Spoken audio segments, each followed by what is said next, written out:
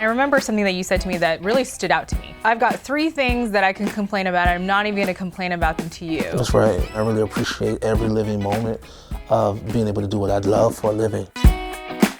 He's a multiple Grammy Award-winning artist, singer, songwriter, and now mobile game mogul. Is that fair? Is that a good way to introduce you? CeeLo Green, everybody, hanging out with me on the couch. Hi, everyone. I mean, you do so much stuff. I feel like I can't fit it all into one, cohesive introduction. That was pretty good, though. That was pretty good? Okay, pretty accurate all right, as well. Yeah. Well, welcome. Thank you. You have a mobile game coming out, CeeLo's Joyride. It's true. It is. How did you even think to get involved in this space? We saw that there was a market for it, a couple of different other entertainers, and we seemed to be charismatic in that way, and an opportunity presented itself. And inquired whether we'd be interested in it or not, and we were like, of course. So that was pretty much the simplicity of how it got started, but it's a much more complicated process, and I don't even understand how these brilliant people actually work and make this thing all possible. But it is. I would love to show you guys at some point later in the interview. Oh, no, that's happening. It's pretty cool. Yeah. It's called CeeLo's Joyride. Yeah. And you were actually rolling through Atlanta in cars. Yeah, your cars? Yeah, I'm a bit of a car collector in real life. Okay. So they took the liberty of kind of stating some of my Packard, and some other kind of cool cars that we just kind of created for the game, and did a lot of historical research about just where I grew up in Atlanta and different landmarks, here, there, everywhere, and it's really cool. What's the objective of the game, actually? Like, what are you actually doing in there? It's trying to get me to a show, to a performance. Oh, okay. Yeah. Is that based on real life as well? Sometimes it can be. Sometimes my real life could be a bit like a Spinal Tap.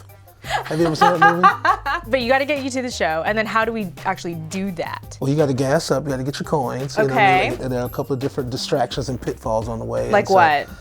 Oh man, you could flip over going too fast. Just kind of get your gas, and that sounds you gotta dangerous. Get it just right. Okay, you gotta gotta get it a little just dangerous, but the good thing about it is it's a game. You flip over, you break your neck, and you can start over again. That's why we play games so much on our phones and stuff. How much of a gamer are you, or were you, before embarking on this creative journey? This has kind of gotten me back into it, Okay, were you like an old school gamer? Yeah, the last game I played was like Duck Hunt. I'm with you. I will still play Duck Hunt. Mike Tyson's Punch Out, all of the gold and stuff, you know what I mean? Yeah. You mentioned other celebrities and musicians who have also been doing stuff in this space. I mean, is this kind of like the new frontier, you think, in terms of creative people like you? I think it can be. I think it's really essentially the new landscape of industry and enterprise. It's just interactiveness, whether it be social media, whether it be interactive games such as this. It's just a way to kind of establish an intimacy with the creative and the consumer. And this is not something that happens just overnight. Like, you've been working on this for 2 years now. Is that right? It's been a while, because it's just about not only the product, but the product placement. So, we wanted to be able to pair with an album and, this large sensation and hysteria going on around me at the moment. Mogul is the right word for you. I think it just kind of like encompasses everything. Well, I'm kind of moving into that territory as well, too. I want to be able to do music recreationally. As a hobby?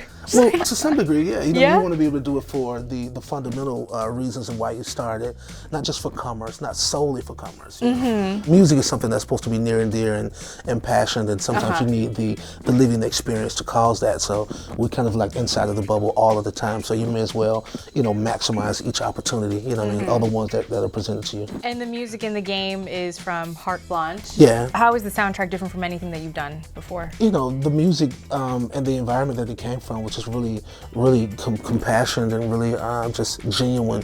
And I typically try to pull from that place. Yeah. But sometimes it's just fun, sometimes it's sporadic, and on the spot. Like last night after the awards, I went to the studio last night and I did something cool too. So I interviewed you a while ago, actually, and I remember something that you said to me that really stood out to me. Something along the lines of, I've got 3 things that I can complain about, and I'm not even gonna complain about them to you. That's right. And it sounds like something you would say, right? I say it all the time. And it really stuck out to me, because when I left, I was like, you know what, this is a guy who has really an attitude of gratitude. No, I'm really gracious. I really appreciate every living moment of being able to do what I love for a living. It's wonderful. I have no complaints, especially when somebody's doing better, somebody's doing worse. Don't you dare complain about being in the middle. Has there been something really surprising about this whole development process of a mobile game? Well, I gotta say, I gotta just give credit where it's due to the partners and to the creators who brought that opportunity to me.